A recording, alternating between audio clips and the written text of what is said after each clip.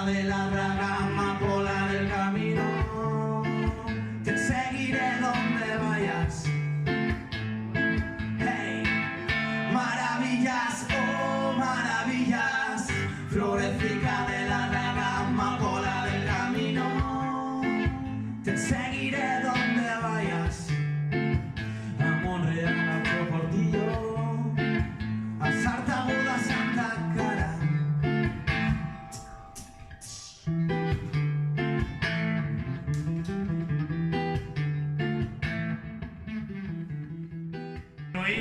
Zurbao kolektibotik etortxagatik eskerrak nahi dituzue eman. Buenas tardes, bienvenidas. Desde el colectivo Zurbao os agradecemos mucho que hayáis venido a participar con nosotros en esta tarde de nuestra presentación en sociedad. Lehenik eta behin, barkamena eskatu nahi duzuet nire euskeragatik, bai? Ikasten ari naiz, bai? Baina aldudana edo jakin dudana egitea hoberena egingo du.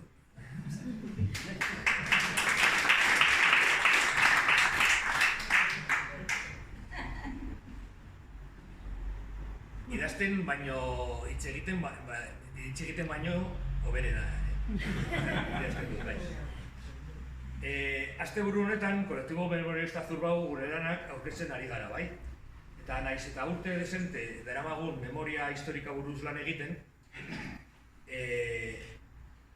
uste dugu gizarte aurrean gure lana aurkezteko unea iritsi dela. Horregatik, hura ospatzeko ekitaldi batzuk egitea erabaki dugu. Gaurko ikuskizuna eta bihar goizean Arazurin,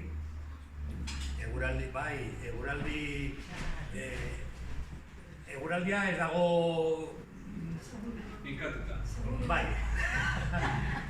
Eta horregatik erabaki genuen egitea Arazurin leku abestuagoa, bai? Guztiak gonbidatuak zaudete etortzeko Arazurira, bai? Gaurko ekitaldia hasteko Egoizkobo dator bere bideo aurkeztera. Bai. Egoiz, orkoikoa da eta ere laguna. Egun lan egiten du bere lan Euskal Telebistan eta naiz eta oso gaztea iruditu.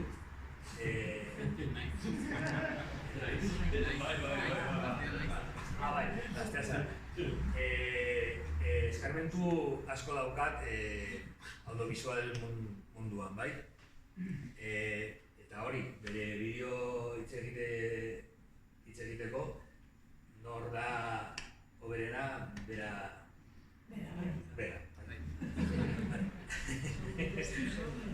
Bueno, os agradecemos mucho el que hayáis venido. El castellano también leo. La memoria no me da para más. Que hayáis venido a pasar esta tarde con el colectivo Memorialista de Zurbao. Ya sabéis que llevamos bastantes años trabajando en la memoria histórica, pero creíamos que ha llegado el momento de presentar nuestros trabajos ante nuestras vecinas y nuestros amigos, ¿no?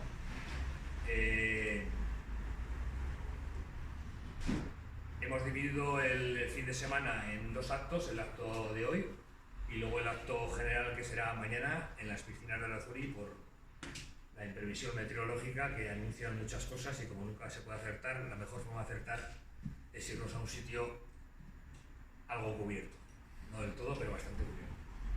Entonces, para empezar nuestro acto, Egoizko, nuestro amigo y vecino del Coyen, igual que antes, nos va a presentar el vídeo que ha realizado para nuestra presentación.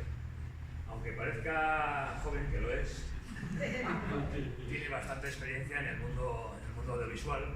Actualmente está trabajando para Euskal Telebistan, entonces ha sido un gustazo y un placer que haya trabajado con nosotros y para presentar su vídeo por él. Así que, por favor,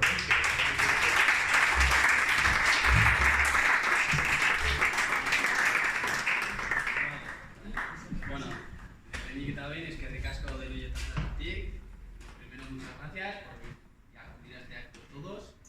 Lo haré en euskera y en castellano para todo el mundo. Y nada, pues decidí colaborar con este colectivo, ya que creía que era una cosa bastante importante que había pasado en otro tiempo, que no se hace mucho, que es hace 40 años como quien dice, y decidí pues colaborar con el colectivo, ya que pues, me dedico un poco al mundo audiovisual y hablé con Chema y me dijo bueno, pues que ellos tienen un colectivo y que habían hecho todos esos trabajos y pues mi idea era mostrar un poco todos esos trabajos que se han realizado desde el colectivo y desde diferentes colectivos, todo el esfuerzo que han hecho ellos en llevar a cabo y que hoy todo el mundo pueda estar aquí viendo todo lo que se ha hecho y decidí pues plasmarlo en un vídeo y un poco eso, ya no creo. Bueno, pues erabakin nun, bueno, hitz egin Txemarekin eta erabakin nun bideotxo bat egitea, kolektiboak eta jendeak pertsonalki egin dituen lanak aurkezteko eta zer egin dituzten eta nola egin dituzten, gure herriak izan duen errepresio hori erakusteko eta nola erakutsi duten kolektiboa. Eta erabaki nun bideotxo txiki bat egitea eta besterik gabe hau izan da lana eta espero gustatzea denoi eta eskerrik asko berriz.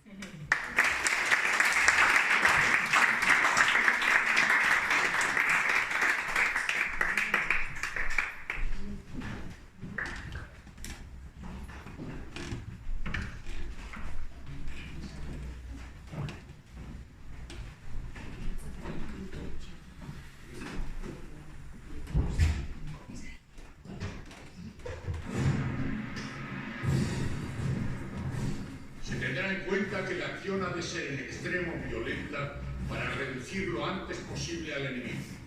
Desde luego, serán encarcelados todos los directivos de los partidos políticos, sociedades o sindicatos no afectos al movimiento, aplicándoles castigos ejemplares a dichos individuos para estrangular los movimientos de rebeldía o huelgas. Hay que sembrar el terror. Hay que dejar la sensación de dominio, eliminando sin escrúpulos ni vacilación a todos los que no piensen como nosotros.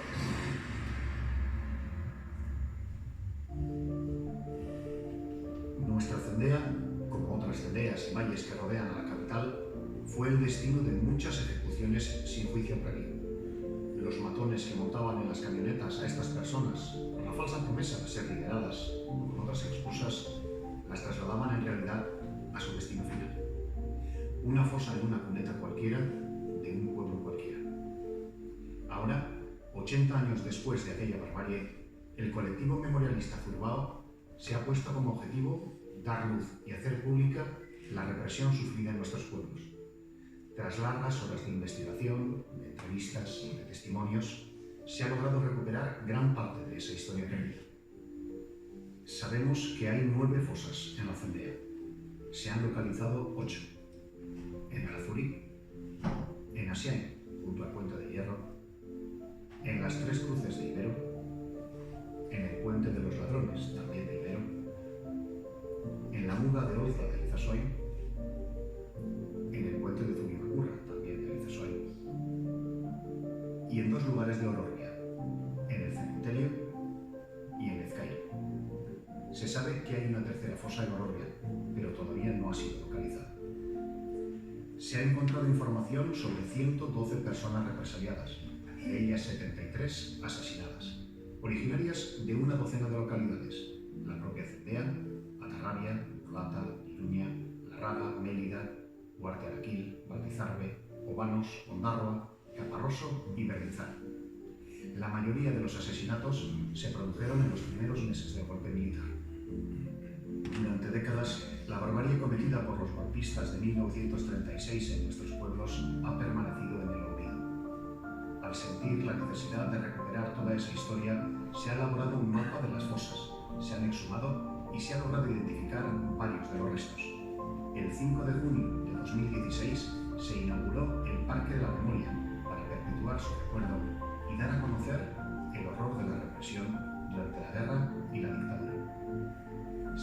instalado 3 paneles al paso del río Arana en la cendea. En ellos se refleja el mapa de cada una de las 9 fosas con sus códigos QR explicativos. En los últimos años, gracias a los grupos memorialistas y a otras muchas personas colaboradoras, se ha podido recuperar la memoria de aquellas víctimas, rescatándolas del olvido impuesto por décadas de dictadura y postdictadura. A su padre en Ororo y a sus hermanos Paco y Ángel en Echagüe. En la inauguración del Parque de la Memoria en Echagüe, decía con inmenso cariño y una gran amargura: Camaradas, hoy habéis dejado de ser desaparecidos. Ya sé que me podéis oír. Ángel, Paco, os asesinaron en la puerta del cementerio la víspera de Jueves Santo. No os enterraron, era Semana Santa, no se podía trabajar. Esperaron la autorización del cura. Nuestra madre murió en 1978 con la esperanza de que a la muerte del dictador se abrieran las cunetas. No fue así. El pacto entre partidos lo impidió. Uno de ellos, el nuestro. Ángel, Paco, vuestro partido por el que disteis la vida os traicionó. Os dejó en las cunetas, aceptando gobiernos contaminados por criminales de guerra. Ángel, Paco, reposáis en un paraje muy bonito, muy próximos, yo lo creo así y lo averiguaré, de donde reposa nuestro padre. Tenéis una familia que no os olvida. Os contaré cosas que no pueden oír siniestros personajes de la política institucional, incluso los vuestros, porque como enemigos son peligrosos.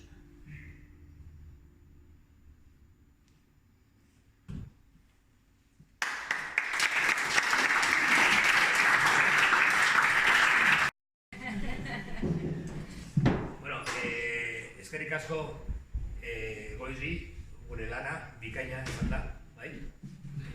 Zara bat, beste izan.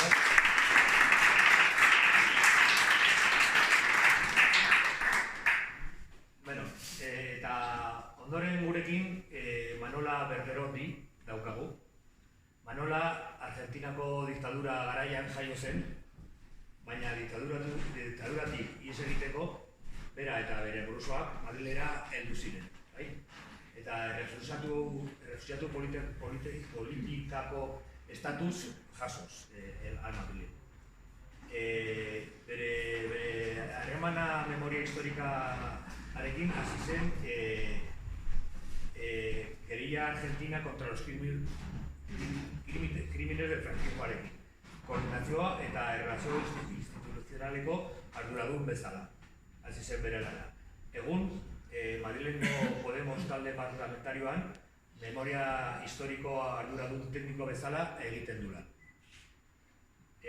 Horretaz gain, Manuela, giza eskubideak defentsaile sendoa da, baita ere, emakumeen lana agerian jartzen saiatzen da. Después de ver el estupendo trabajo de Goitz, paso a presentaros a la protagonista de nuestra Echaldia, Manola Bergerot. Bergerot, está bien. Manola nació en Argentina en tiempos de la dictadura argentina, pero de bien pequeña, es decir, con 2 años, tuvo que huir de Argentina con sus padres, bueno, con su madre. Su padre estaba en ese momento secuestrado, si no entiendo mal. Y entonces llegó aquí a Madrid, donde se les concedió el estatuto de refugiado político. Su andadura y su relación con la memoria histórica, después de un montón de estudios, hizo sus estudios en Madrid, no me apuntó a los estudios porque me hace falta 2 hojas. Empezó en la caída argentina contra los crímenes del franquismo como responsable de comunicación y de relaciones institucionales. En la actualidad es responsable técnica de memoria histórica en el grupo parlamentario de Podemos en la Asamblea de Madrid. Ya lo he dicho, no lo sé. Entonces, sin más, un sendo aplauso.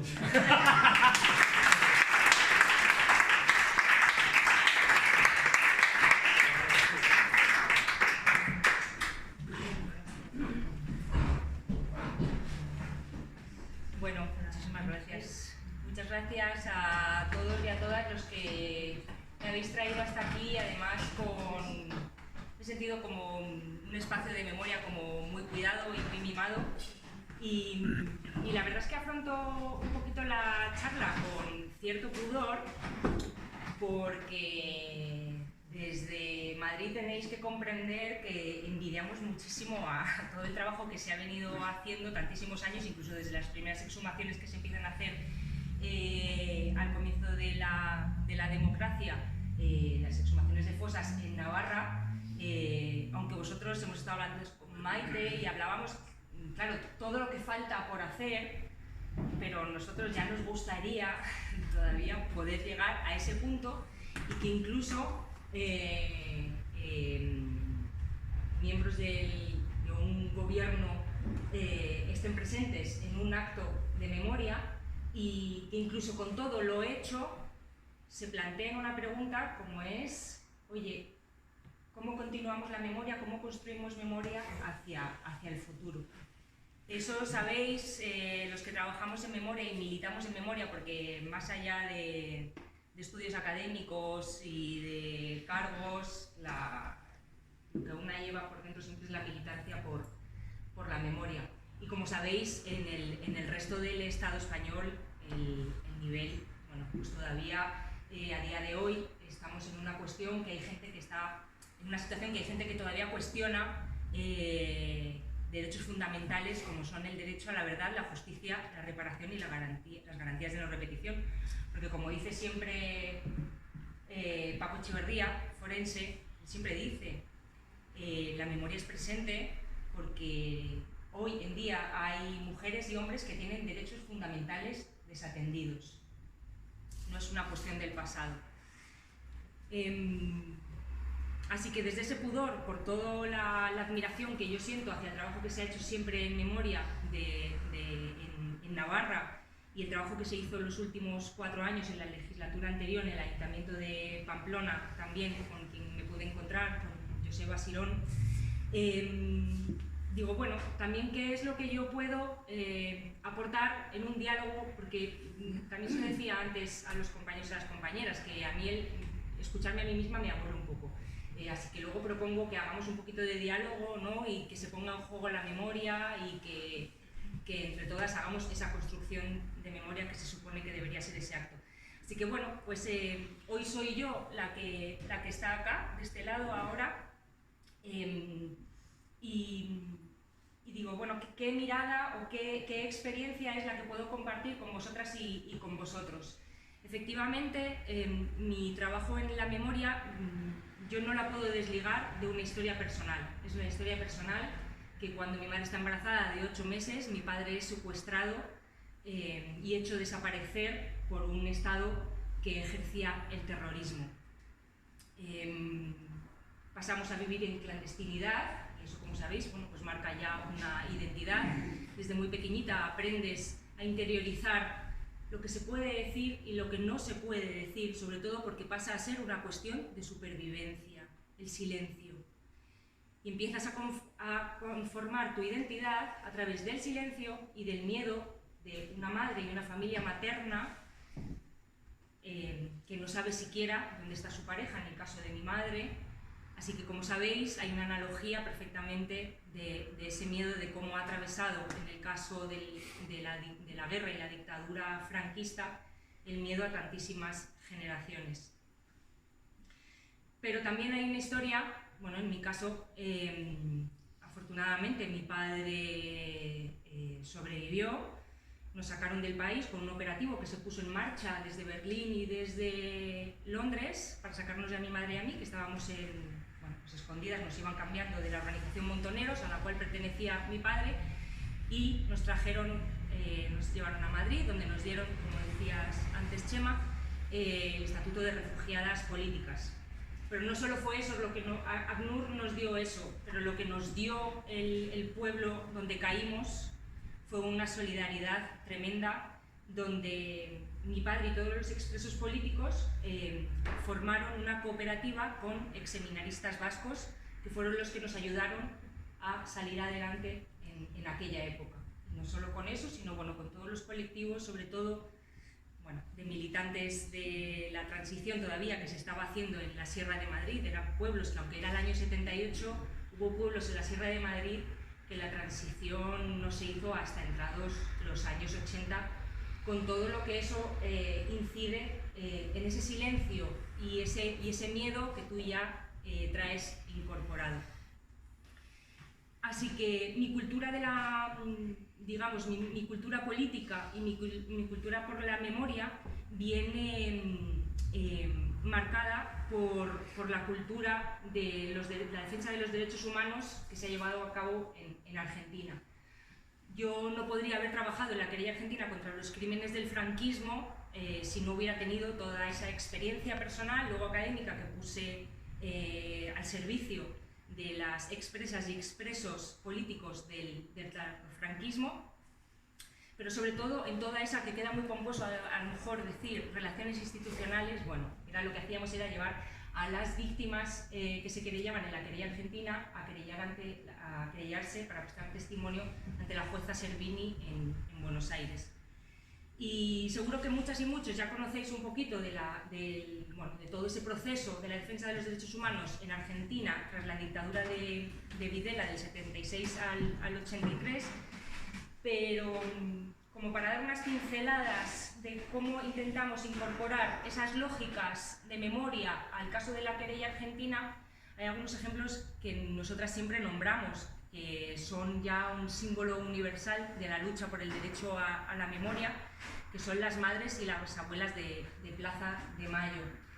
En el primer momento, durante la dictadura, salen a la plaza convocadas por la desaparición de sus hijas e hijos, no sabían todavía el tema de los nietos, y en ese momento cuando salen a reclamar y los propios militares, hay muchas madres y abuelas que a día de hoy siguen desaparecidas, las reprimieron y además fue aquella famosa orden que les dieron cuando ellos estaban en la Plaza de Mayo, enfrente de la Casa Rosada, les dijeron: circulen, salgan de acá. Bueno, las madres obedecieron y empezaron a circular en la Plaza de Mayo, y como sabéis eso se ha convertido en un símbolo que no solo es un símbolo anclado a ese pasado, al año 76-83, porque una figura tan potente como esas mujeres, que ni siquiera ellas no eran mujeres que habían tenido una implicación política en lo que estaba sucediendo como tenían sus hijas y sus hijos, eran mujeres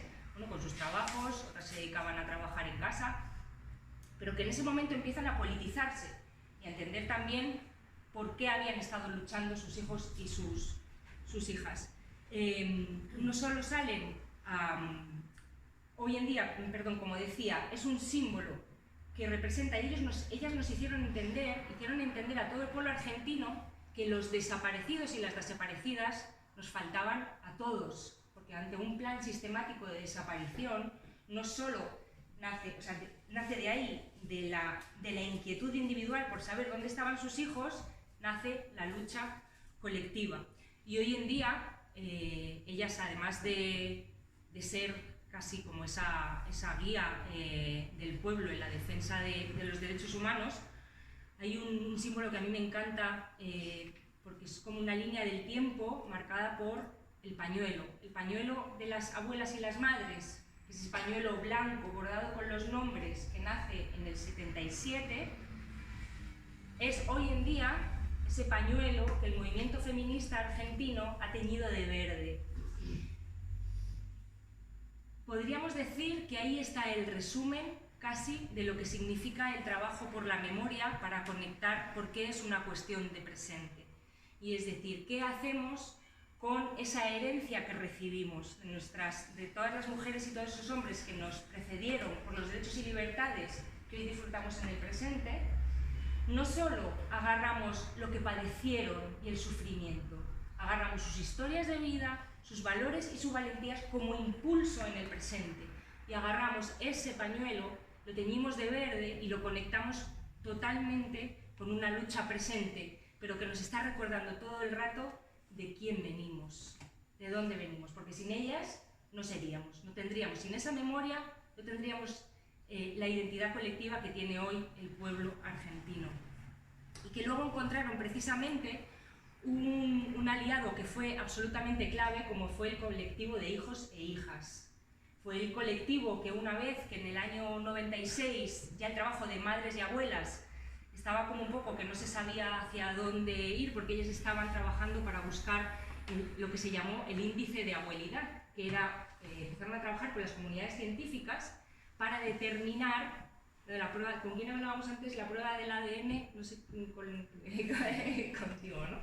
Bueno, pues eso fue lo que dio paso a poder demostrar científicamente ante una prueba en un proceso judicial, cuando se diera, porque al principio no hubo, o sea que fue clave el trabajo, ¿no? El empeño de esas abuelas y madres en interpelar a la comunidad internacional.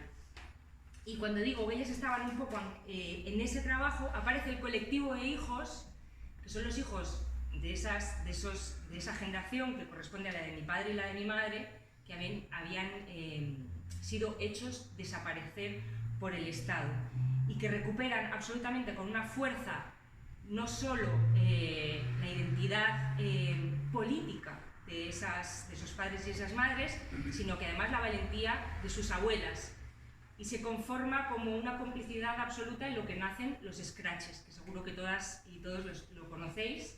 El primer Scratches nace en mi ciudad, en Mercedes, en el año 1996. Mercedes, que también es la ciudad, tengo el honor de compartir ciudad con Videla, donde está enterrado, a pesar de que todo el pueblo, cuando se murió, como sabéis, porque Videla murió sentado en un váter en la cárcel, cumpliendo condena por la apropiación de hijos de la dictadura, todo el pueblo de mercedinos salió a bordear el cementerio a decir que ahí no podía ser enterrado un genocida. O sea, eso ya genera una cultura que hay algo ahí ya que es irreversible. Otra vez, ¿no?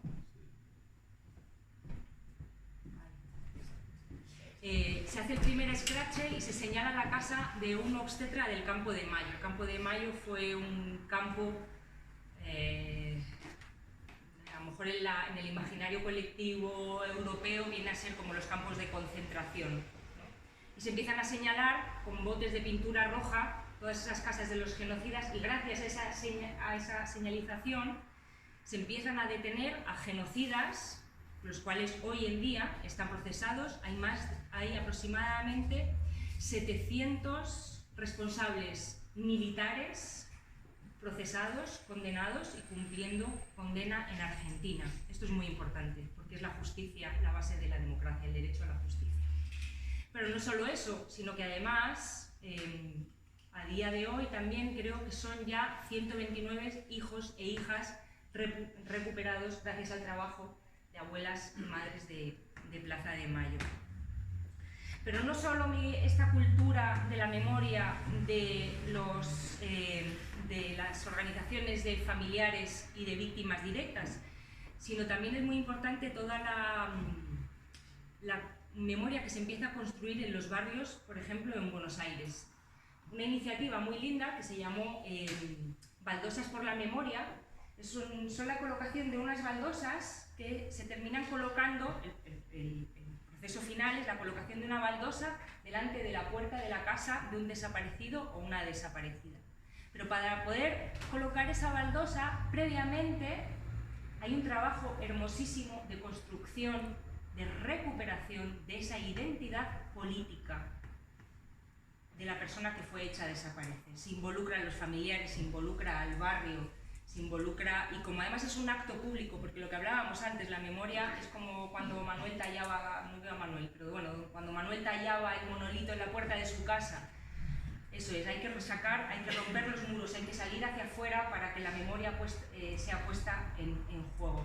Y esas baldosas, cuando se estropean, cualquier vecina o vecino ya se siente parte de esa recuperación de la memoria. Entonces, como se siente parte, la cuida, la limpia, avisa si está rota, la repara, y eso va creando comunidad, crea tejido social a raíz de unas identidades políticas para no despolitizar, como sucedió, es una de las graves consecuencias que tenemos en este país de la despolitización del franquismo. Por eso la memoria es tan importante ahora en el presente, no solo recuperar huesos, sino recuperar también ideología política.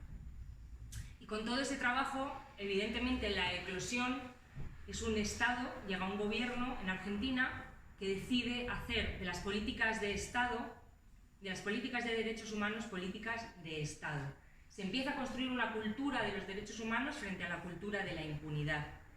Y hay simplemente ejemplos como pueden ser, por ejemplo, cuando llega Néstor Kirchner al gobierno, lo primero que hace, una de las cosas que hace es designar dentro del Ministerio de Defensa una dirección de derechos humanos en el Ministerio de Defensa, que se encarga de desclasificar todos los documentos del Ministerio de Defensa y de todas las fuerzas de seguridad del Estado. Todas. Como prueba para los juicios que luego comienzan a ser gracias a la derogación de la ley de punto final y obediencia debida, que viene a ser la ley de amnistía de acá. Quiero decir, lo charlábamos antes en casa de Mike. Cuando hay voluntad política, no puede haber ningún marco regulador predemocrático que determine el acceso a derechos fundamentales en el presente. Y ese es uno de los impedimentos que tenemos hoy cuando trabajamos con chavalas y con chavales. ¿Cómo les podemos hacer entender que hoy por hoy hay una ley del año 77 que nos impide que podamos garantizarle derechos fundamentales a personas? Hay algo, preguntas que ellos y ellas empiezan a hacer para mostrar esa gran anomalía democrática. Así que, como sabéis, Argentina y España tienen un gran vínculo en la historia entre los exilios, no solo el exilio republicano que se va para Argentina, sino luego el exilio de los, con el caso de mi familia, que nos venimos para acá a partir de los 70. También en la represión, desgraciadamente, tiene un gran vínculo. Militares argentinos venían al Estado español a formar uno de nuestros grandes inventos, que fue la picana eléctrica, que lo inventaron los militares argentinos, que son las camas para dar descargas eléctricas a los secuestrados. Había una gran connivencia en todas esas herramientas represivas y de espionaje.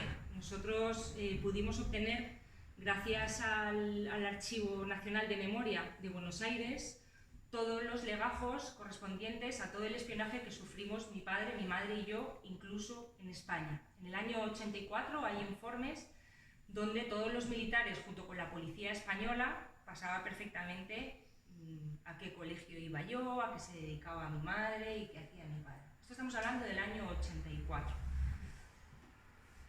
Pero afortunadamente Argentina y España también tienen una conexión muy linda y totalmente clave en el derecho a la justicia de ambos países. Como sabéis, gracias al principio de justicia universal que había en España antes de que Rajoy decidiera empezar a hacer negocios con China, y fue uno de las condiciones que hubo para poder seguir haciendo negocios, fue la derogación del principio de justicia universal. Pero justo antes de esa derogación, gracias a eso, el fiscal Castresana y el abogado Carlos Slepoy pudieron investigar, interrogar a Xilingo, que fue uno de los responsables de los vuelos de la muerte. No sé si lo habéis escuchado alguna vez, desgraciadamente, ¿no? A esas mujeres y hombres que se los subían maniatados y medio drogados a los aviones y los tiraban en el río de la Plata. Bueno, Xilingo, gracias al principio de justicia universal al cual España estaba adscrito, cumple hoy condena en España, y fue una de las aperturas para que luego se empezara a hacer toda la investigación y todos los juicios en Argentina. Y como no podía ser de otra forma, es Carlos Slepoy, uno de los abogados de la querella argentina contra los crímenes del franquismo, uno de los que comienza también esta causa que llevamos a Buenos Aires en el año 2010, ahora va a ser ya el aniversario de los 10 años, para investigar los crímenes de la guerra y la dictadura acá. Una de las cosas que empezamos a identificar durante el trabajo de la querella argentina es que las dificultades que hay en transmitirle a la gente joven por qué la memoria es una cuestión que le compete, por qué debe involucrarse en garantizar el derecho cívico a la memoria, eran los mismos problemas que se nos presentaban ante las estrategias jurídica y política de la querella argentina. Quiero decir, nosotros hemos tenido, hay un gran equipo, ha habido un gran equipo y lo sigue habiendo de personas argentinas dentro de la querella contra el franquismo, que hemos intentado muchas veces traer todas estas lógicas y estas dinámicas del caso argentino al español, pero no se puede todo. Primero porque partimos de algo tan terrible como una dictadura que acá dura 40 años y eso va conformando lo que hemos denominado el franquismo sociológico. Hay algo cultural que ya atraviesa a varias generaciones. No se puede comparar tampoco ese pacto del silencio, porque aunque lo llamaron en el Congreso de los Diputados el pacto del olvido, a mí esto siempre me parece muy perverso, porque olvido quién ha olvidado. Que le pregunten a cualquier mujer o a cualquier hombre que vivió aquello si ha olvidado eso. Lo que se hizo fue silenciarlo para poder pasar página, pero precisamente por el miedo atroz que ha habido en tantas generaciones en este país a raíz de ese golpe de Estado, de esa guerra y de esa dictadura. Y porque luego además, otro de los inconvenientes, de las grandes dificultades que teníamos es esa, ¿no? Lo que os decía antes, cuando no hay un proceso de justicia transicional, precisamente lo que no hay es una depuración de todos los poderes del Estado. Entonces hemos heredado, ¿no? Hay una línea del tiempo en la cual un día se acuestan franquistas y con la gran puerta giratoria que fue la transición, al día siguiente se despiertan demócratas. Pero a nosotros nos dejan todos unos poderes del Estado que no han sido depurados. Y poderes tan importantes como todo, por ejemplo, todo el relativo a la justicia, bueno, son ellos los garantes de que nada cambie y de que de que no se pueda garantizar ese derecho a la justicia de las víctimas del franquismo. Y un Estado, sobre todo, que no ha dado ni una sola herramienta para poder pasar un duelo de forma colectiva. Lo que ha hecho imponer el silencio y el miedo para poder comenzar para poder transitar de una dictadura a una democracia. Pero esa pedagogía de la sangre, que es sembrar cada pueblo de todo el Estado con fosas comunes, eso ya va conformando, como digo, lo que hacía antes alusión, a ese miedo, que por eso a veces dices, bueno, ¿y cómo en Argentina habéis podido hacer ese trabajo tan bueno? Bueno, es que en Argentina la dictadura, primero, en serio, es muy significativo que fue solo del 76 al 83. Acá fue un plan sistemático, terrible, de aniquilar, de sembrar cada pueblo de fosas comunes y, como digo, con esa pedagogía de la sangre. Y no solo un Estado que impide las herramientas para hacer un duelo de forma colectiva, sino que además impide ejercer la memoria colectiva.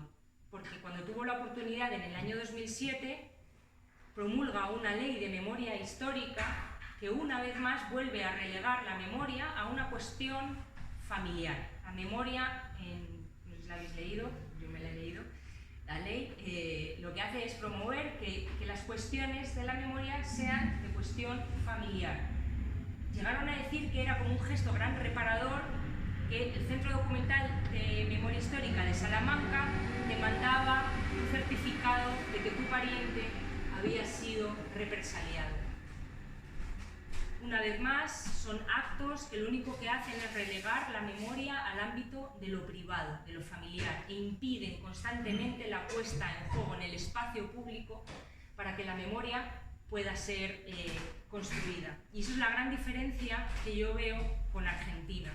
Las abuelas y las madres de Plaza de Mayo han llenado todas las plazas, siempre están rondando en todas las plazas, no solo en la de Buenos Aires, en todas las demás provincias también. Y como decía antes, se nos pone en juego en las estrategias jurídica y política las mismas desventajas que tenemos para llegar a la gente joven, ¿no? Que coinciden, que son cómo los interpelamos, cómo podemos seguir avanzando con la estrategia jurídica y política.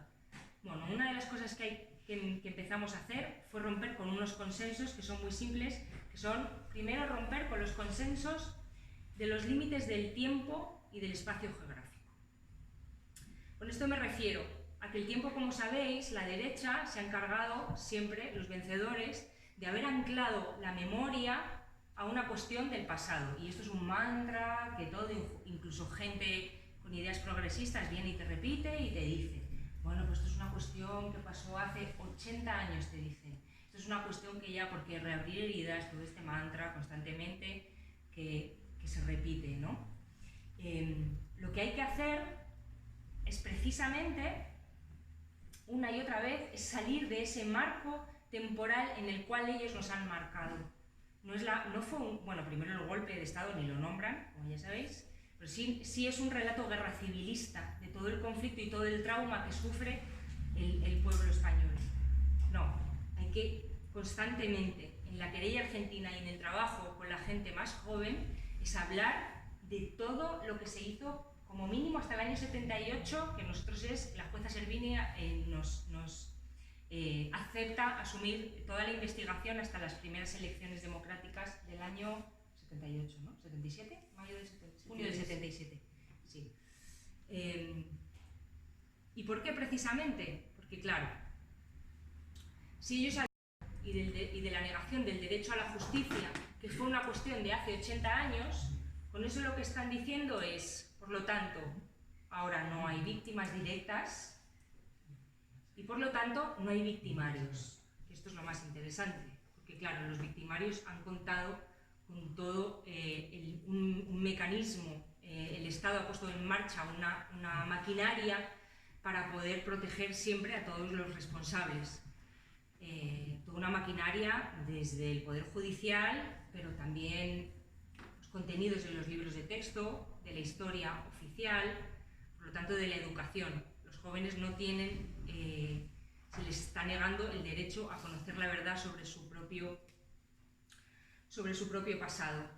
Y precisamente cuando luego, por ejemplo, a lo mejor salen casos como que la jueza Servini logramos que se impute a Antonio González Pacheco, que hay que decir bien su nombre y sus apellidos, porque bien el niño está bien para que coloquialmente todos sepamos quién es, pero eso casi hasta banaliza el relato de una transición sangrienta y que es la que más conecta directamente con toda la represión que sufrimos en el presente. Cuando no ha habido depuración de los órganos represivos, tampoco ha habido depuración de todas las técnicas que han utilizado esos órganos represivos hasta el día de hoy.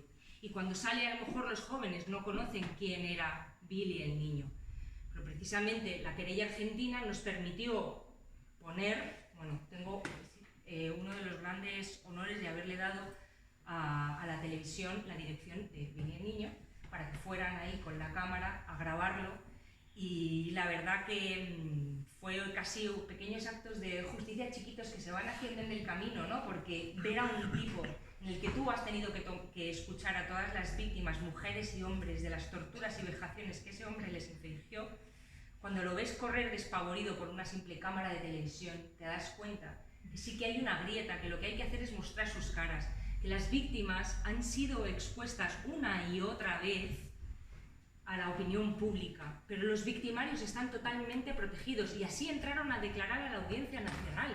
Cuando tuvieron que ir a declarar por si querían ser extraditados o no a Argentina. Ya sabíamos la respuesta, pero estuvo muy bien que tuvieran que entrar Muñecas Aguilar y González Pacheco a sede judicial, aunque sea, a decir que no querían. Y tuvieron que entregar el pasaporte y tuvieron que firmar cada 15 días. Y esa cuestión, ese hito en la querella argentina logró poner ese debate en la ciudadanía, en los medios de comunicación y sobre todo contarle a esos chavales y a esas chavalas también todos los temas, como os decía antes, de la represión. Pero también hay otra de las estrategias que hicimos fue romper las fronteras, el límite geográfico. Porque la derecha también de lo que se ha encargado mucho es de que todo esto que sea una cuestión que compete, ¿no?, a la península. Queda acá, acotadito. Claro, nosotros lo que hicimos, una de las primeras estrategias políticas que hicimos, nos fuimos al Parlamento Europeo a decirle a la Unión Europea que era responsable de la impunidad que se vivía en uno de sus Estados miembros. Pero porque no solo son responsables de la impunidad que se vive en el Estado español, sino que fueron responsables también, porque sin el nazismo y el fascismo, el franquismo no hubiera podido dar el golpe de Estado militar que dio. Entonces hay que romper las fronteras, sacarlo a la comunidad internacional y además en el presente decirle a los chavales y a las chavalas, hay que hablarles de que no estamos aislados de todo lo que sucede hoy con el auge de la extrema derecha, no está aislado de lo que está pasando en el resto de Europa. Pero a la vez también te sirve para conectar con las políticas de memoria públicas que se hacen en el resto de Europa. No podemos desconectar, por ejemplo, todos los campos de concentración, porque desde acá se naturaliza de una forma, ¿no? Todo el mundo tiene como muy naturalizado el acudir, a lo mejor si van a Austria, van a un campo de concentración que se ha hecho museología sobre él, se ha resignificado, pero acá todavía es como, bueno, imaginar con todo lo que está pasando en el Valle de los Caídos, a veces cuando decimos todos los pasos que habría que dar para acabar con un mausoleo a un dictador y con una de las mayores fosas comunes de este país, precisamente lo que decimos, esto no es un hecho aislado, queremos hacer lo que ya se ha hecho en otros países. Por eso, el auge del fascismo acá hay que siempre conectarlo también para que los chavales vean que no estamos aislados de lo que ha supuesto en otros países europeos. Como siempre también hay que romper, una de las cosas, el consenso del silencio, y para eso nada más constructivo, como decíamos con Carlos Slepoy, siempre todos los homenajes, todos los memoriales que generan muchísima conciencia y que además son espacios públicos donde necesitamos constantemente generar espacios donde la memoria sea colectiva. Si los jóvenes no pueden recoger el testimonio de los que los precedieron, no pueden recoger no solo, como decía antes, lo padecido, sino los valores por los cuales esas mujeres, esos hombres nos trajeron, luchaban y por lo que fueron asesinados o represaliados en diferentes formas. No nos podemos quedar solos, esos jóvenes tienen que saber que la memoria es impulso de construcción de futuro, que debemos recoger esos valores y esas valentías para trascenderlos, para superarlos. Primero garanticemos y reconozcamos a esas mujeres y a esos hombres, pero luego reconozcámonos a nosotras en esos valores y superémoslos, pensando en todo lo que aquellas mujeres y esos hombres harían en el presente hoy. O sea, la memoria la debemos transmitir como impulso de futuro y salirnos constantemente de ese marco anclado al pasado y de hace 80 años. Y uno de los ejemplos más potentes para esa construcción de memoria colectiva son las exhumaciones de fosas. Vosotros lo sabéis, todo lo que hemos estado charlando y lo que me ha estado contando Toki cuando veníamos para acá, que me ha llevado a la señalización de dónde estaban las fosas acá. Antes, en esta... Es que claro, yo a lo mejor os voy a hablar en unos términos que vosotros ya tenéis superados, pero que a lo mejor, por ejemplo, en Guadalajara, cuando gracias a la querella argentina logramos que la jueza Servini dicte un exhorto para poder exhumar al padre de Ascensión Mendieta, a Timoteo Mendieta, en Guadalajara, cuando entras al cementerio de Guadalajara, lo primero que te encuentras es un memorial a los caídos por Dios y por la patria. Entonces, yo quiero que entendáis cómo trabajamos en la memoria colectiva, en las exhumaciones, en las cosas, con esa realidad que tenemos allá todavía, ¿no? Es maravilloso ver cómo en esa exhumación, primero, la generosidad de una mujer como Ascensión Mendieta, que cuando cumple 88 años se agarra de mi brazo y se sube a un avión para recorrer 10.000 kilómetros para poder testificar ante una jueza, no lo está haciendo solo por ella, porque en esa fosa hay 33 hombres y mujeres más. Y cuando vamos a la exhumación vemos cómo eso sale en la televisión y cómo de repente empiezan a llegar a la exhumación mujeres que vienen acompañadas del brazo de sus sobrinas y de sus nietas que no le habían contado nunca nada, que nunca le habían contado, pero no es que no solo que no le hubieran contado sobre su propia historia familiar, es que no le habían contado nada sobre su ideología política, ¿no? Porque también cala mucho, no solo el miedo, sino algo harían por la teoría de los dos demonios, ¿no? Que equipara al que ejerce un terrorismo desde el Estado al que se defiende de ese Estado que practica el terrorismo. Y hay imágenes tan potentes en esas donde se empieza a poner en común, y hay una imagen de una mujer que llega a la exhumación y le empieza a contar, se señalaba las venas así, le decía a la nieta: por mis venas corre sangre roja. Y en ese momento esa mujer está recuperando su identidad política y se está pudiendo transmitir a su nieta. Y viene una chavala, tiene 27 años, Violeta, tiene 27 años, es profesora de historia en el instituto que queda enfrente del cementerio de Guadalajara. Y les dice a los chavales de cuarto de ESO: hoy la clase de historia os la voy a dar en una exhumación. Los chavales y las chavalas, lo que estábamos hablando ahí, y claro, el corte de esa fosa casi es como una línea temporal, ¿no? El 39, el 40 y el 41, de todos esos hombres que habían sido echados a esa fosa común. Esos chavales y las chavalas aprendieron más historia que todo lo que van a poder aprender nunca en esos libros de texto que banaliza un relato histórico en favor de los vencedores. Yo sé que aquí en Navarra ha habido un programa maravilloso en el que nosotros además hemos estado administrando exhumaciones. Aquí es un gobierno el que lo hace, y allí casi es por la voluntad particular de una profesora de 27 años que tiene ese compromiso de llevar a sus estudiantes a pie de fosa. Me estoy enrollando muchísimo, ¿no? Es Argentina. Ya. Ese salvoconducto que tengo. Bueno, no, para terminar, y ya sí, ahora si queréis charlamos un poquito entre todas. Yo haría mucho hincapié siempre, yo de hecho hago hincapié, y uno de los talleres que yo hacía para recuperar, para conectar esa transmisión del testimonio de las víctimas del tardofranquismo con los jóvenes, yo generaba unos talleres en los que se tenía que poner en juego la transmisión de esos testimonios, de esas historias de vida. A su vez, los jóvenes lo que hacen es una devolución que les enseña capacidades tecnológicas, ¿no? Y cómo hacer un intercambio de historias de vida, de capacidades, y el resultado final del taller es que tienen que difundir de alguna manera esos testimonios. Entonces, hay diferentes formas de hacerlo. Lo hemos hecho editando la Wikipedia, por ejemplo, ¿no? Porque ya que no aparecen en los libros de historia oficial, bueno, pero los chavales dicen, bueno, pero es que nuestras fuentes de información ahora mismo es la Wikipedia. Así que nosotros nos vamos a inscribir, vamos a llenar de historias la historia. O hacer vídeos, todo a través de las nuevas tecnologías, porque si no, no conectamos con los jóvenes, porque ya hablaba antes con Manuel, que nosotros en la memoria también se nos quedan obsoletas un poco los símbolos para poder conectar con los chavales.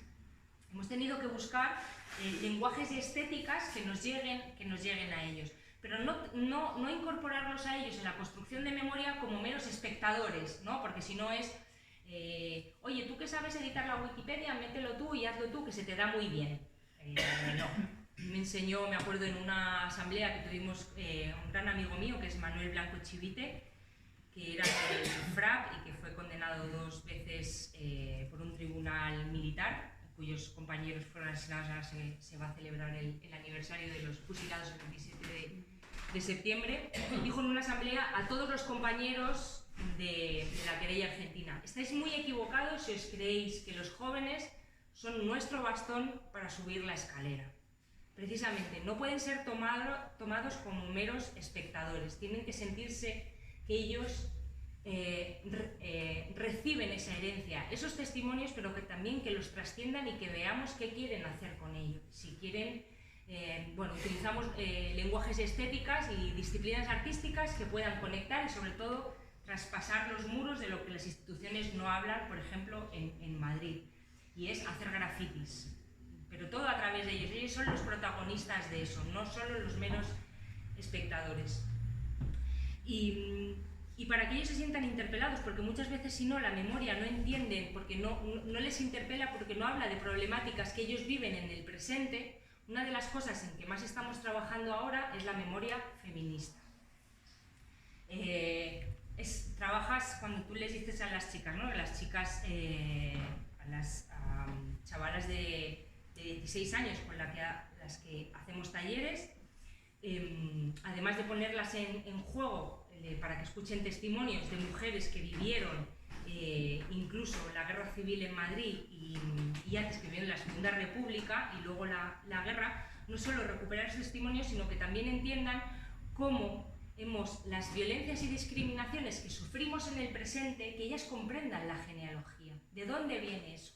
Porque eso no es generación espontánea de ahora. Ellas tienen que comprender que si hemos sido discriminadas del relato histórico y del espacio público para anularnos como sujetos políticos y deseantes, todo era para la conformación de un nuevo Estado. Tienen que comprender esa genealogía, para que ellas cuando reivindiquen que las calles son nuestras, es también reivindicar que no solo es necesario el cambio de un callejero franquista por referentes democráticos, de valores democráticos, sino que tienen que reivindicar que las calles nos nombren, que tengamos mujeres referentes de todos los ámbitos, para construirnos también la identidad colectiva a través del espacio público, que es el que construye nuestra, como digo, identidad colectiva, por ejemplo, a través de lo que mucha gente puede decir que es una cuestión menor, simbólica, el cambio de callejero. Bueno, no es menor cuando a día de hoy, en el Ayuntamiento de Madrid, con el cambio de callejero que se hizo, a día de hoy, el Ayuntamiento de Madrid va a perder en sede judicial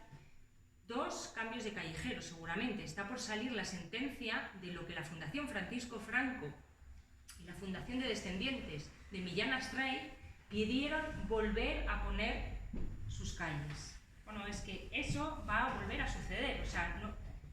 Y ahí es cuando vemos, bueno, si tan poco importante, porque ellos nos acusaban, ¿no? De, ya estáis vosotros con los temas del pasado, no es importante un callejero, bueno, esta es la prueba de que no solo es importante, sino que ellos, una vez que vuelven al poder, no solo respetan una cultura de los derechos humanos, que nosotros solo venimos a traer iniciativas que vienen del Consejo de Derechos Humanos de Naciones Unidas, sino que destruyen con una facilidad pasmosa.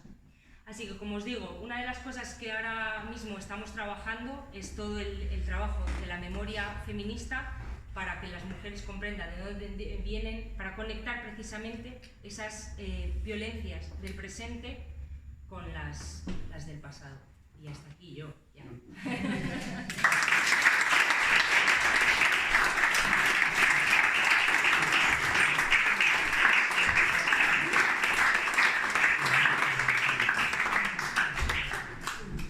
Antes de la charla, Manuela, que ella se ha colado con el sol. Que la señora esta, la Pendieta, se ha muerto. Sí, Sí. La acabamos de despedir. Ah, como no lo has Sí, comentado. sí, es que todavía estoy ahí en el vuelo. Ah, se ha muerto. Sí. Pero se ha muerto pudiendo enterrar a su padre. Sí. Gracias a un sindicato de electricistas noruego, a las voluntarias de la Asociación para la Recuperación de la Memoria Histórica y de una jueza argentina. No llegan con el noticias. Eso es. Imaginaros si todas las mujeres y hombres que todavía tienen a sus familiares en cunetas pudieran hacerlo morir como ha muerto Ascensión Mendieta tranquila de haber enterrado a su padre. Y eso debería ser el Estado. Como lo tengo yo aún en la cuneta. Digo que nos decía antes Manuela que a ella sus monólogos le aburren. Te puedo garantizar que creo que a nosotros no nos aburre en absoluto. Y dice que la verdadera función de una charla es crear una especie de debate, un intercambio de memoria después. Entonces, creo que para quitar estos estereotipos que tenemos en Euskal Herria de que somos muy secos, muy parcos, y pues que podíamos iniciar un turno de intervenciones, de preguntas. Vais levantando la mano, yo voy apuntando de uno en uno, por favor.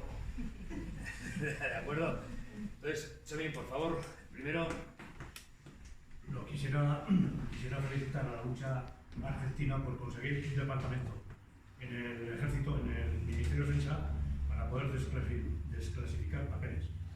Otro gallo cantaría aquí si esa posibilidad sería real en el ejército, en la Guardia Civil y en la policía. Bueno, eso es felicitar, sin más. La pregunta que quería hacer papel ha jugado en Argentina la Iglesia en todo esto?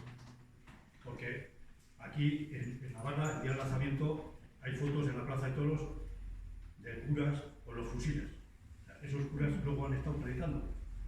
Entonces, ahora sí que hay la Iglesia como a la chita callando, pero poniendo muchas trabas en todo lo que se quiere conseguir. Entonces, en Argentina me imagino que también la Iglesia está siempre con el poder. Es exactamente igual. La Iglesia Católica bendecía las torturas y los vuelos de la muerte. Bendecía y tranquilizaba a los responsables de los que subían a los aviones, a las víctimas, para que se quedaran tranquilas porque estaban haciendo lo correcto contra el comunismo, para que el comunismo no se apropiara de Argentina. Es que eran designios de Dios. Claro, así son. Pero sucedió lo mismo en la Iglesia Católica. Bueno, de hecho en Argentina, cuando nos explayamos bien, hablamos de un golpe cívico, religioso, militar, que no se puede entender sin los tres poderes, el económico, el militar y de la Iglesia Católica, en lo que hizo. En lo que me toca de personal, el testimonio de mi padre, él cuenta como, bueno, él no veía, pero cuenta durante las torturas como había un cura, él sí se quería, bueno, confesar en ese momento, o sea que fue exactamente igual, pero igual que aquí, también allí, la Iglesia Católica y los militares, la dictadura, torturó y asesinó a lo que llamábamos, bueno, el equivalente de los curas rojos, o sea, toda la teoría de la liberación, todos los curas palotinos, bueno, son órdenes religiosas que eran los que ayudaban a Montoneros, por ejemplo, porque Montoneros tenía una base incluso cristiana, pero bueno, el cristianismo no base. Así que es la misma responsabilidad, y la misma responsabilidad que tiene en el presente para que no se abran todos los archivos eclesiásticos, en los cuales se podría acceder a muchísima información. Pero no solo es que se abra como decías antes, los archivos del Ministerio de Defensa, es que aquí mi formación académica es archivera. Aquí el acceso a los archivos, cualquier investigador, familiar, periodista, historiador que va al Centro Documental de Memoria Histórica de Salamanca, lo que va a recibir es la arbitrariedad de lo que le toque el trabajador o trabajadora que le toque ese día en la documentación que le va a dar. Pero todo lo que está todavía clasificado, relativo, que es que está incumpliendo el derecho al acceso a la información en el presente. Pero es que no solo eso, hay leyes predemocráticas que hoy en el 2019 son las que rigen el derecho al acceso a la información, como la ley de secretos oficiales. Eso es una anomalía democrática. Y como digo, bueno, que me lío, que sí, la Iglesia hace igual los archivos. Juan Pablo. Ha dicho muchas cosas y muy interesantes, la mayoría, y me quedo con una que es cuando comentabas lo del relato, el relato del vencedor y el relato que se nos ha impuesto durante muchos años en los que hemos mamado, que era de que en una guerra pues, se hicieron barbaridades por los dos bandos, que tal y que cual. Y ahí yo conecto un poquitín lo que pasó en Argentina y lo que pasó en Navarra. En Navarra no hubo guerra, igual que en Argentina. Hubo un golpe de Estado y hubo represión brutal con alrededor de 4.000 personas represaliadas, asesinadas, y ahí conecto un poquitín con lo que pasó en Argentina. Lo único que cambia, es evidente, es que en Argentina, después de la dictadura, hubo con el tiempo se fue desarrollando una lucha contra esa impunidad y se han conseguido unos resultados. Y aquí pues está costando muchísimo más porque la represión duró durante 40 años de dictadura y todo el año, después de la transición, proceso de pseudodemocracia que se ha olvidado de unas víctimas y toda la impunidad que generó. Sí, sí. Efectivamente, es que yo el caso Navarro lo utilizo muchas veces para romper precisamente la teoría de es que en una guerra hubo dos bandos, es que bueno, todos hicieron cosas. Bueno, solo uno dio un golpe de estado fascista. Y el ejemplo de Navarra es precisamente que la represión tan brutal y sangrienta que hubo acá sin ser frente de guerra tira abajo totalmente ese discurso. Y cuando a mí se me dice, No, es que tenemos que hacer memoria, en España no se ha hecho nunca memoria. En España se lleva haciendo memoria 80 años. Es la memoria de ellos. O sea que la memoria de ellos tiene un formato de Real Academia de la Historia, de Patrimonio Histórico Nacional. Su memoria es la oficial y es la única que vale. Y cuando digo, es que no hay museos, bueno, es que sus museos son las calles. Han tenido tal impunidad durante esos 40 años de democracia que siguen las placas, que siguen los monolitos, que seguimos ensalzando a responsables de un genocidio. Entonces sí que ha habido memoria, lo que pasa es que es nuestra historia oficial, efectivamente. Entonces... Sí, un poco el motivo que queríamos que vinieras, ya lo has esbozado, has tocado la relación que tiene con el feminismo y me gustaría saber un poco tu opinión de, yo creo que de temas no estudiados a profundidad, como pueden ser la represión que sufrieron homosexuales y lesbianas en tiempo de la guerra y en el franquismo. El tema de los gitanos, sabemos que los alemanes sí que se asesinaron a un montón de gitanos. ¿Aquí qué pasó? Hay entidades de información que falta por hacer, que me gustaría saber un poco cómo está la situación y si eso podría ser también hilos de conductores para el futuro, para que la memoria salga también no solamente del tema ideológico importantísimo, sino también del tema vivencial. Totalmente. Y antes de la comida estábamos charlando, cuando hay un Estado que no garantiza el derecho a la memoria de sus ciudadanas y ciudadanos, la memoria de este país, si ha habido algo, ha sido gracias a los familiares, a las asociaciones, pero claro, cada organización, cada sindicato, cada colectivo solo ha podido, ha tenido herramientas para encargarse de lo que decimos sus víctimas. Pero claro, hay unas lagunas tremendísimas de gente que no ha tenido ni los recursos ni el acceso. No solo eso, sino porque se trataba muchas veces, no podían dedicarse a recuperar esa memoria porque todavía se trataba de sobrevivir. Gente tan estigmatizada como todo el colectivo LGTBI.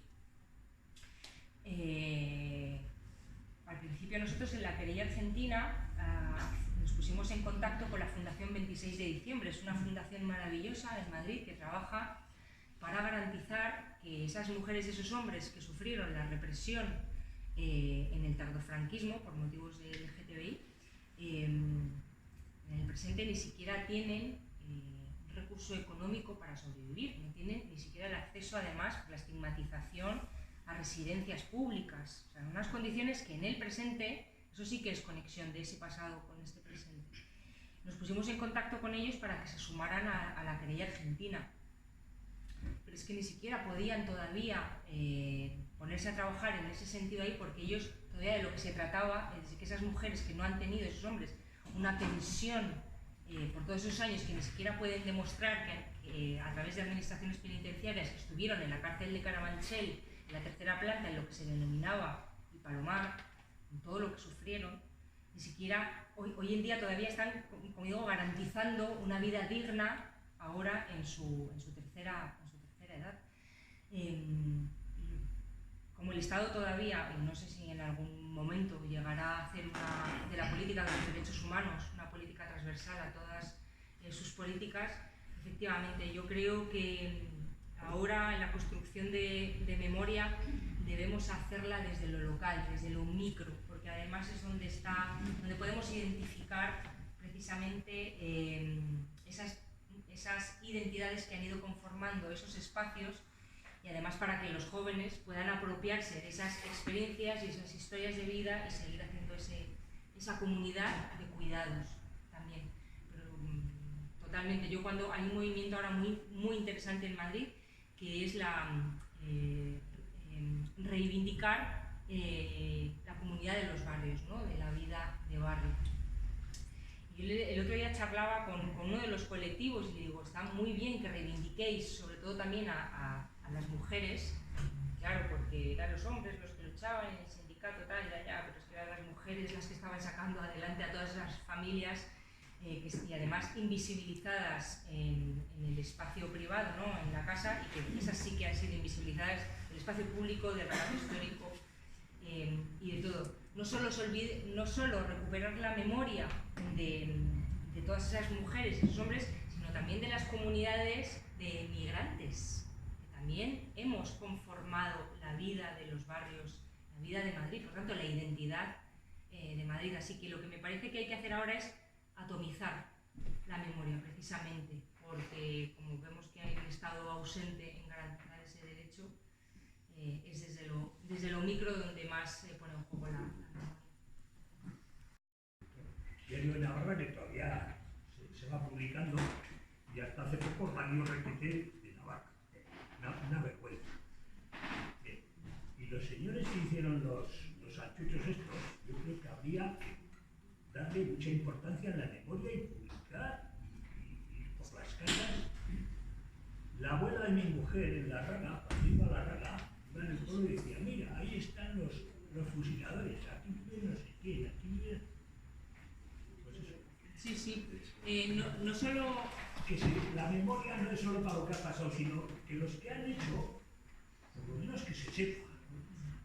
Pagar ya no pagarán. Totalmente. Y no solo la señalización de los lugares de memoria donde hubo personas que sufrieron la represión, sino también los lugares de memoria donde estaban los responsables.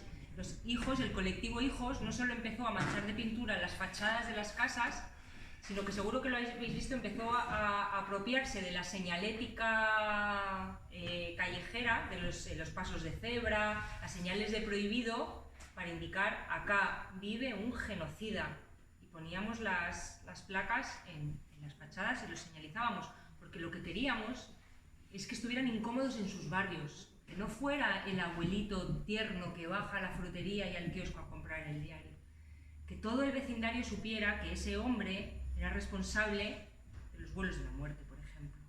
Sí, es totalmente necesario. Lo que pasa es que, claro, no todo se puede extrapolar y no todo en cualquier momento, ni siquiera de un país a otro, ni siquiera de Madrid a Navarra, de Navarra a Madrid. O sea, es que cada lugar tiene su idiosincrasia y su recorrido. Siguen gobernando los mismos y todavía siguen los hijos y los nietos de los mismos. Y nada, sí. Tranquilo. Y en Madrid nos gobiernan. Pero aquí no les dice nadie nada. Ramón. Has dicho muchas cosas interesantes, pero a mí me llamó la atención una, sobre todo, que es la de que no hay que ponerle fecha de caducidad a la memoria. Entonces, eso enlazando con lo que has comentado, que aquí no ha habido una transición, que lo que ha habido ha sido una continuidad, y fijándome en el tema judicial, pues ahí tenemos a la Audiencia Nacional, que hasta ayer estuvo juzgando a personas por solidaridad o por defender los derechos. Entonces, toda esa trayectoria que se ha dado, los que hemos tenido que pasar por la Audiencia Nacional y hemos sufrido torturas, se nos dice, no, es que esto va hasta el 77, ¿no?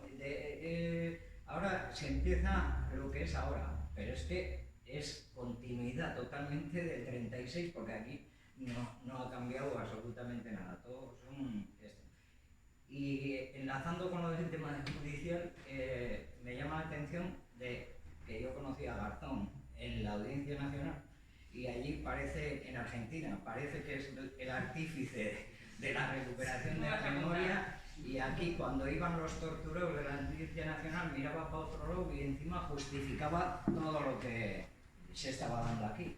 No veas la contradicción que tengo yo. Porque claro, tú llegas allí.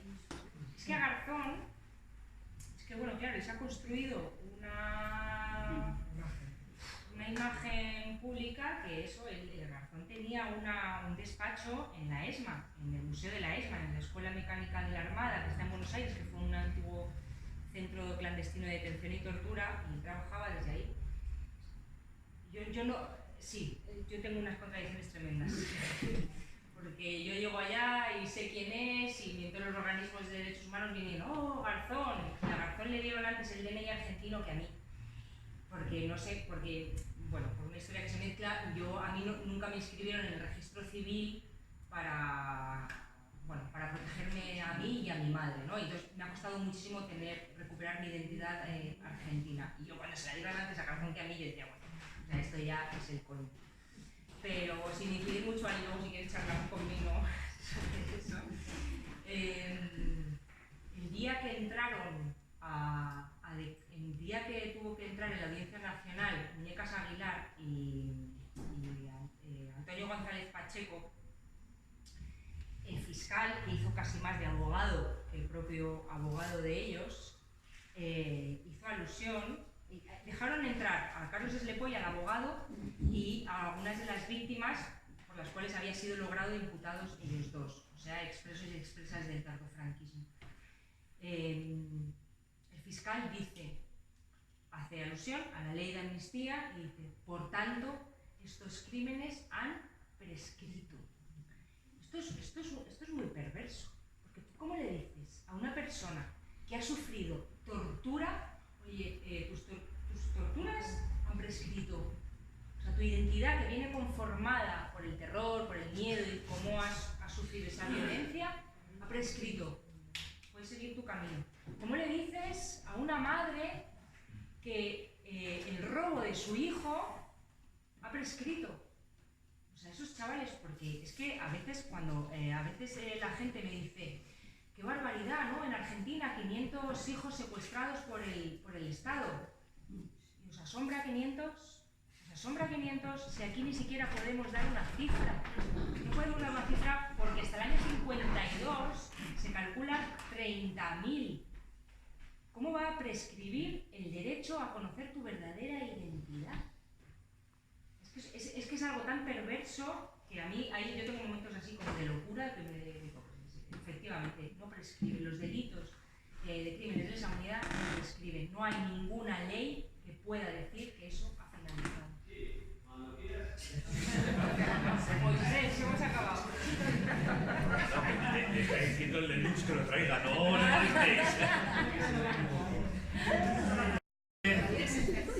A mí lo que más pena me da es que no veo posibilidades de que llegue a haber un momento en que realmente el gobierno, cualquiera de ellos, decida hacer algo por la recuperación, no ya desde el 36, pero incluso de la de ahora, porque desde el 77 para aquí ya sabéis que lo único que se ponen son pegas, que no se sepa, que no se estudie, que no se haga, y como que no veo que ningún gobierno vaya a hacer nada para que esto llegue algún día a que funcione, que se sepa lo que pasa.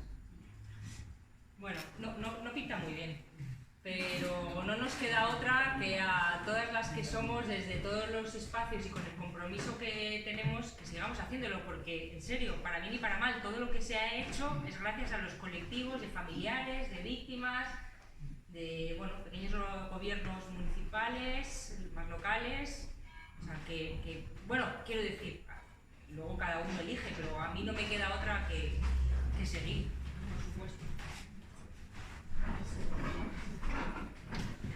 Manuel. Tú no. Venga, Manolo. Yo tenía que preguntar algo, igual lo que pregunte puede ser que sea una cosa, dos o 20 a la vez.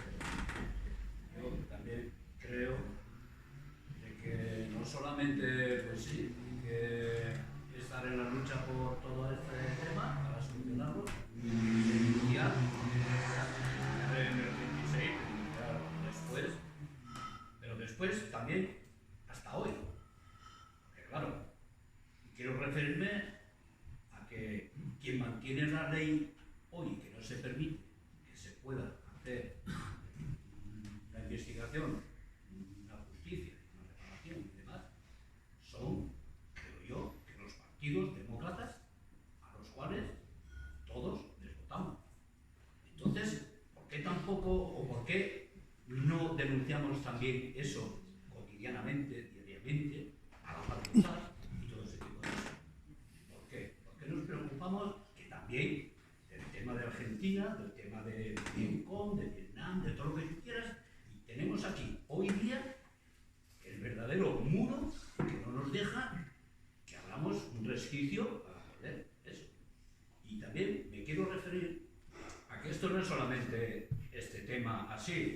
en solidaridad. Todo esto viene del golpe de Estado. Del golpe de Estado después hubo una guerra mundial. Una guerra mundial para acabar con el fascismo y el nazismo. Y yo creo que los más valientes dicen que fue de la península ibérica. La operación que hicieron a eliminar ese tipo de sociedades fueron con la esperanza también de que después de haber perdido la guerra los pudiesen liberar de esas cadenas, de ese fascismo, de ese fascismo. Y sin embargo, yo creo que ya también estaba todo planificado desde el este y desde el oeste, para que esto siga siendo lo que sigue siendo hoy, un laboratorio de prueba humana, de tipos de sociedades, de cómo se tiene que comportar la humanidad. Y seguimos ahí. Si yo hoy día, mi gran preocupación es que tengamos y soportemos todavía a los partidos que después de haber estado tanto tiempo en el poder y tan henchidos de democracia monárquica parlamentaria, sigan todavía esas leyes tan arcaicas y tan nefastas para la sociedad. Temazo. O sea, temazo. Temazo. Temazo. Y yo avanzo poco, o creo que, como ocurre por aquí, o estamos pensando, de que la solución de no sé cuál es. Y ese tema... Mira, y es que el pueblo español fue un ensayo de verdad para la guerra mundial. Ochandio, Guernica, Madrid, Barcelona, fue el ensayo para los primeros bombardeos sobre sociedad civil. Por eso decimos constantemente, cuando queremos trascender las fronteras, es precisamente decirles: sois responsables de lo que sucedió en el pasado, por lo tanto sois responsables de garantizar derechos fundamentales en el presente. Pero sí, el pueblo español sufrió ser una cobaya para lo que vendría después en Europa. Yo solo quería constatar que dentro de lo que es la anomalía española, el tamaño de la anomalía es tan grande que somos, bueno, hemos sido, seguimos siendo el único país de la Unión Europea cuyo jefe de Estado fue nombrado a dedo por el dictador César. Y no pasa nada. Y aquí toda la dictadura se fue de rositas. Nadie ha reconocido nada de lo que hicieron, ni han devuelto nada de lo que robaron, ni nada, de nada. Ya se estamos. Sí, porque otro temita es el tema del patrimonio y de todo lo que... Todo eso que desapareció. Y la Unión Europea, pues hombre, está muy bien. Por otra parte, ¿qué pasa? En Italia, por el jefe del Estado, podría estar nombrado por Mussolini. ¿Qué pasó eso? Y no pasa tenemos nada. Una fundación Francisco Franco y una monarquía, o sea, es tan evidente, lo que muestra es tan el grado de impunidad que saben que tienen, porque lo sabemos todos, sabemos quién puso al rey, sabemos que el Tribunal de Orden Público pasó a llamarse Audiencia Nacional, pero saben la impunidad que tienen. Ya, por eso estamos aquí, para que no se olviden y para... Seguro en televisión española, todavía ahora en internet, si se quiere ver, sigue ahí, está Juan Carlos de rodillas delante de Franco, jurando los principios fundamentales del movimiento. Sí. Y está ahí. El que lo quiera ver, lo ve. No pasa nada. Toki.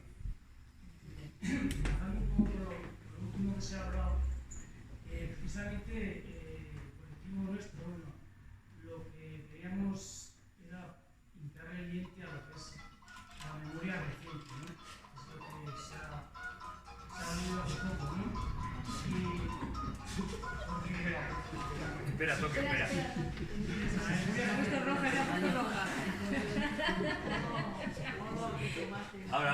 La experiencia que ha habido, por ejemplo, en el Ayuntamiento de Pamplona, con la oficina que pusieron en la calle Mercaderes, pues ha habido una gran decepción por parte de los que lo hicieron, por un motivo muy... Bueno, pues que la gente torturada, la gente que fue represaliada laboralmente, que pasó por comisaría 5 días, 3, pues no ha acudido a esa oficina. O sea, minimizando lo que fue las cientos y cientos de personas que pasaron por comisaría, que les dieron hasta harta, etc. ¿no? Entonces, el trabajo que nosotros nos estábamos planteando de aquí pasado, o sea, de lo ocurrido tras el golpe militar, es muy poca la que podamos conseguir ya. Pero sí que la reciente, la que sucedió del 60 hasta hoy, es lo que todavía está sin escribir. Los archivos son es mucho más difícil acceder a los de ahora que a los de antes. Están vetados. Por poner un ejemplo, al padre de Itziar y de Idoia Moneo lo mató un policía en el año 75. ¿Alguno se acuerda del padre de Idoia? Yo creo que nadie. Nadie, ¿no? Bueno, pues al ir a requerir información, porque fue un policía, pues es un archivo militar. Entonces, resulta que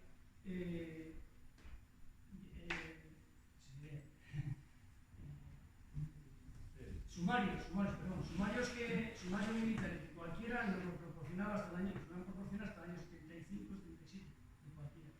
Pero resulta que cuando fue un policía que lo mató, o sea, no nos lo han dado, el sumario no hemos podido acceder a él.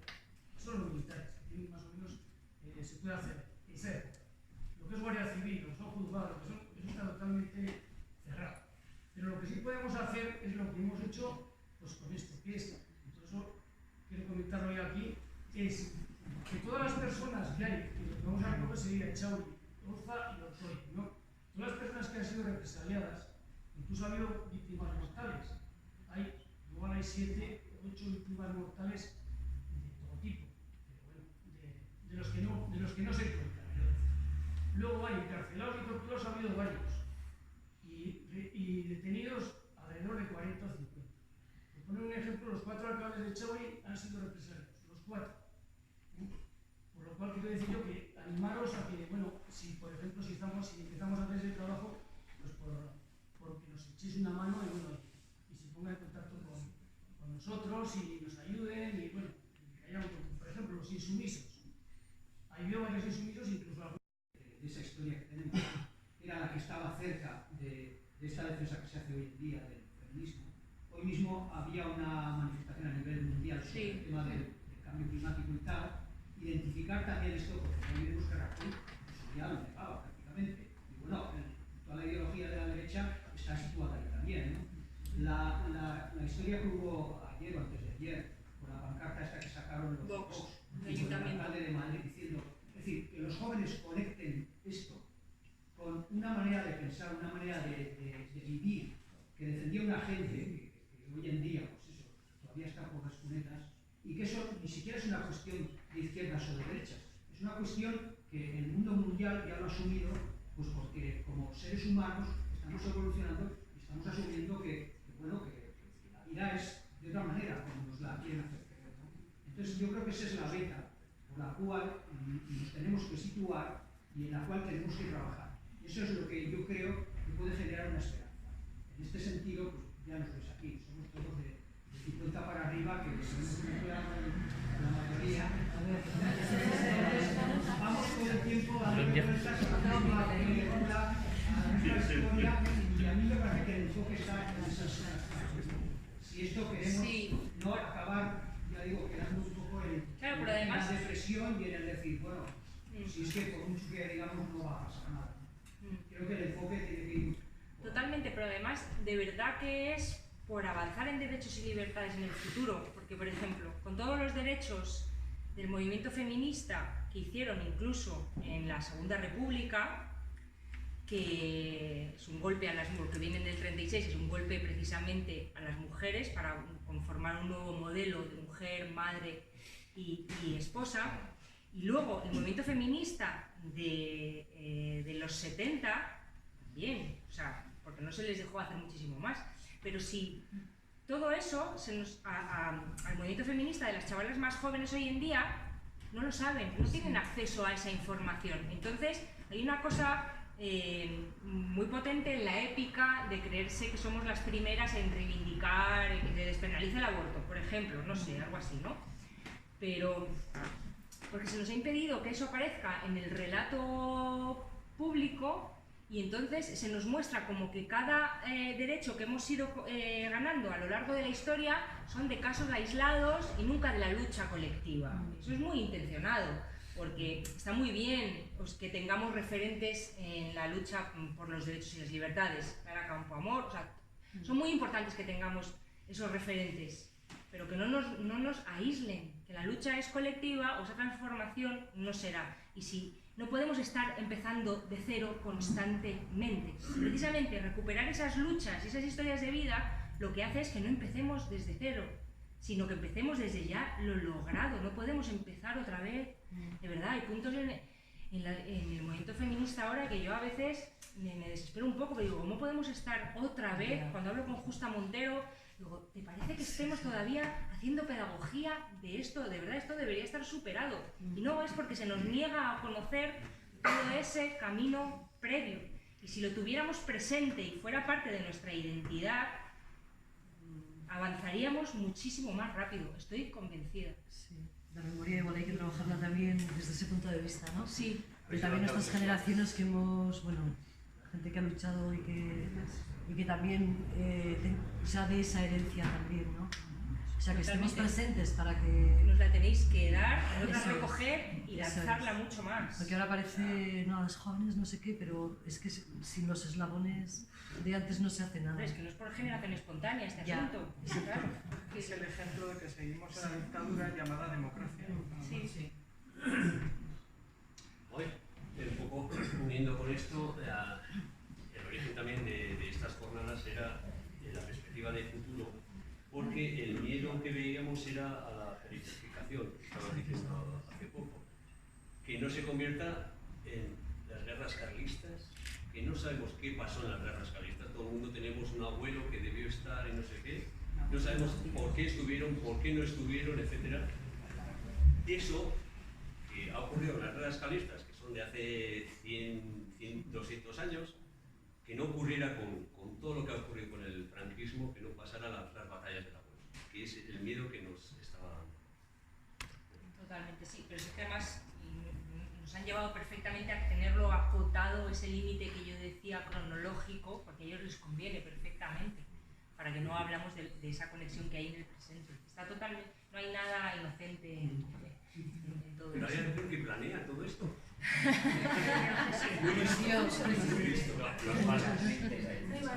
Chomín.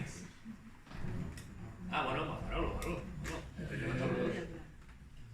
La lucha, yo creo que la lucha sí tiene que ser colectiva, pero tiene que ser principalmente de clase. Cuidadín. Vamos a hacer aquí 1000 manifestaciones, como se hace, todas diferentes, y eso está al orden del día. La diversidad, LGTBI, todos estos. Pero, ¿cuántas clases, cuántos grupos hay tan diferentes y tan insolidarios dentro de la misma... Tiene que ser de clase. Esa lucha, esa manifestación, o todo lo que sea. Y cuanto más mejor. Yo defiendo que lo más transformador será la lucha feminista, pero eso ya son posturas. Pero somos una clase. Hay en la derecha también. Hay clases.